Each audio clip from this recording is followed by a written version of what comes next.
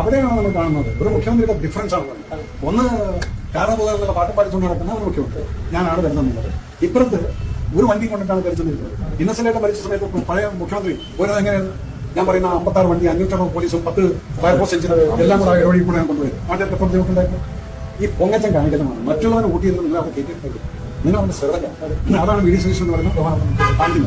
അല്പസമയത്തിനകം മുഖ്യമന്ത്രി എത്തും. മുഖ്യമന്ത്രിയുടെ വാഹനം ഇവിടെ ഈ ടൗൺ ഹാൾ പരിസരത്തേക്ക് എത്തുകയാണ്.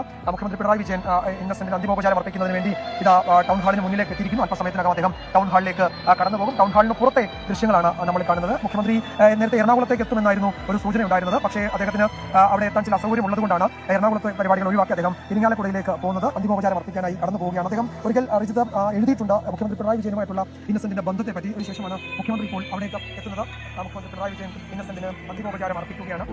ഇന്നസെന്റിന് അന്തിമോപചാരം അർപ്പിച്ചുകൊണ്ട് മുഖ്യമന്ത്രി മടങ്ങുകയാണ്. അതിന്റെ തത്സമയ ദൃശ്യങ്ങളാണ് പ്രേക്ഷകർ കണ്ടുകൊണ്ടിരിക്കുന്നത്.